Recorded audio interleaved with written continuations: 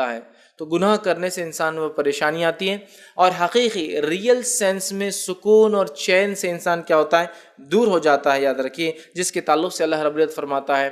یہ سورہ طٰہٰ سورہ نمبر 20 آیت نمبر 124، 125، 126 ہے۔ اللہ فرماتا کہتا ہے وَمَنْ أَعْرَضَ عَنْ ذِكْرِي فَإِنَّ لَهُ مَعِيشَةً ضَنْكًا وَنَحْشُرُهُ يَوْمَ الْقِيَامَةِ أَعْمَىٰ۔ اللہ فرماتا کہتا ہے وَمَنْ أَعْرَضَ عَنْ ذِكْرِي، کہ جو میرے ذکر سے اعراض کرتا ہے، منہ موڑ لیتا ہے، فَإِنَّ لَهُ مَعِيشَةً ضَنْكًا، تو میں دنیا میں اس کی معیشت، اس کی روزی روٹی برباد کر دیتا ہوں۔ اللہ کہہ رہا ہے جو میرے ذکر سے دور رہتا ہے، اللہ فرما رہا ہے، تو میں اس کی دنیا کی زندگی کو تنگ کر دیتا ہوں۔ معیشت ضنکا، معیشت کہتے ہیں دنیا کی زندگی میں جو چیز وسائل لگتے ہیں جینے کو، مال دولت روپیہ پیسہ اولاد طاقت صلاحیت صحت، سب ہم برباد کر دیتا ہوں، تو اس کی دنیا کی زندگی ضنکا سخت کر دیتا ہوں، چھوٹی کر دیتا ہوں، کس دیتا ہوں، جکڑ لیتا ہوں، اس کو دبا دیتا ہوں اور تنگ حال کر دیتا ہوں اس کو۔ تو اللہ کے ذکر سے دور رہنے کا نقصان دیکھیے۔ اب اللہ کے ذکر سے مراد اللہ کی کتاب، اللہ کے ذکر سے مراد اس کے دین کے احکامات پر چلنا، اللہ سے ذکر سے مراد ہر کام سے پہلے اپنے رب کو یاد کرنا، اور جو اس نے کہا وہ کرنا، یہ ہے۔ تو جب کوئی بندہ اپنے رب کے ذکر سے دور ہو جاتا ہے تو اللہ تعالیٰ اس کی دنیاوی زندگی برباد کر دیتا ہے، اور یہ بربادی ہر بیماریوں کے ذریعے بربادی، بے سکون بے اطمینانی کے ذریعے بربادی، مال و دولت کی کمی کی بربادی، فصلیں لگتی ہے لیکن وقت پر اس کا جو ہے بکتی نہیں یا پیسہ نہیں آتا، اس کے اعتبار سے کمپنی اور فیکٹریاں آپ چلاتے ہیں، ورکرز اور لوگ اور مشنری آپ کے ساتھ ہیں، ہر طرح سے اللہ برباد کر دیتا ہے۔ آگے اللہ فرماتا ہے زن کا وَنَحْشُرُهُ يَوْمَ الْقِيَامَةِ أَعْمَىٰ، اور یہ تو دنیا ہے، آخرت میں ہم اس کو اٹھائیں گے، اندھا اٹھائیں گے، اعمیٰ، اندھا اٹھیں گا، دیکھ نہیں پائیں گے۔ مطلب دنیا آخرت میں لوگ اٹھیں گے جو لنگڑے لولے جیسے بھی ہوں گے، سب صحیح سالم ہو جائیں گے، وہاں سب پرفیکٹ ہو جائیں گے، لیکن وہاں اس بندے کو اللہ کیسے اٹھائیں گا؟ اعمیٰ، اندھا اٹھیں گا، نابینا اٹھیں گا۔ جب اٹھیں گا تو وہ کہیں گا قال ربی لما حشرتنی اعمیٰ، اے میرے رب، وہ بندہ کہیں گا اے اللہ مجھے تو نے اندھا کیوں اٹھایا، ایسا حشر کیوں کیا، میرا ایسا نتیجہ کیوں ہو رہا ہے میرے ساتھ؟ تو پوچھیں گا لما حشرتنی اعمیٰ، اے اللہ ایسا کیوں ہوا، وقد کنت بصیرا، جبکہ میں تو دنیا میں،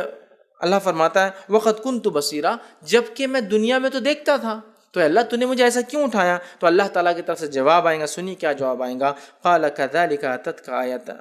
اللہ فرماتا ہے قال كذلك اتتك آیاتنا فنسیتها وكذلك یوم تنسیٰ، اللہ فرمائیں گے، کہیں گا تو چونکہ میری آیتوں کو دنیا میں بھلا چکا تھا، میری نشانیوں کو، میری کتاب کو، میری باتوں کو، میرے احکامات کو، میرے رسول کے احکامات کو بھلا چکا تھا، لہٰذا آج میں نے بھی تجھے بھلا دیا، اس لیے اندھا اٹھایا،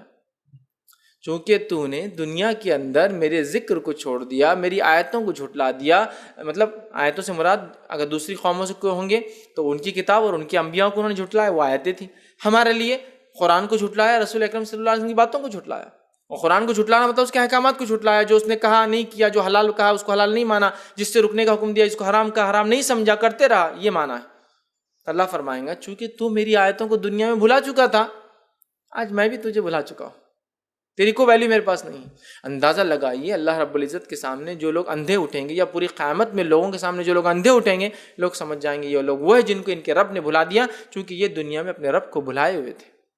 یہ دنیا میں اسلام پر عمل نہیں کرتے تھے، جو باتیں کہی گئی حلال کو حلال حرام کو حرام نہیں سمجھتے تھے، جو حکم دیا گیا کرنے کا نہیں کرتے تھے، جس سے منع کیا اس سے نہیں رکتے تھے، نتیجتاً آج ان کو اندھا اٹھایا گیا ہے۔ تو دیکھیے گناہوں کے مہلک اثرات، دنیا کی زندگی تنگ ہو جاتی ہے، دل اچاٹ ہو جاتے ہیں، اور ایک بے اطمینانی کی زندگی انسان جیتا ہے، جس کے تعلق سے اللہ گواہی دے رہا ہے کہ اس کی ہم کیا کرتے ہیں، دنیا کی زندگی معیشت ضن کا، دنیا کی زندگی سخت کر دیتے ہیں اس کے لیے۔ تو اگر آپ کو اور ہمیں کوئی پریشانی ایسی آ رہی ہے جس میں دنیا کی زندگی میں ہم پریشان ہیں، اچاٹ ہے، دل محروم لگ رہا ہے، ڈپریسڈ ہے، ہر بار جو غلط خیالات آ رہے ہیں، ہر چیز میں نقصان ہوتا ہے، کام ہوتے ہوتے نہیں ہو پاتا ہے، تو سمجھ جائیے کچھ نہ کچھ گناہ ہم کر رہے تھے، جس کے نتیجے میں یہ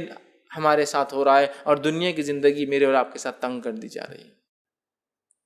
سمجھ رہے ہیں بات؟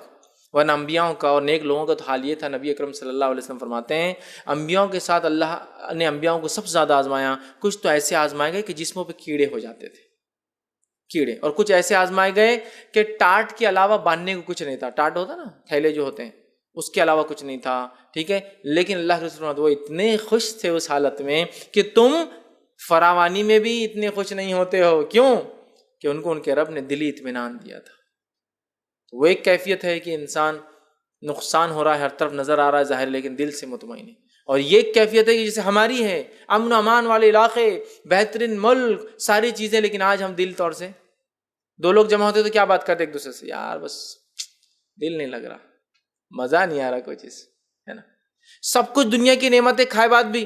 مزہ نہیں آ رہا یار، کچھ نیا ہونا. وہ نئی چیز کرنے کے بعد بھی مزہ نہیں آ رہا، کچھ اور نیا ہونا. چلو یہاں گھومنے جائیں گے، وہاں جا کر بھی مزہ نہیں آیا، چلو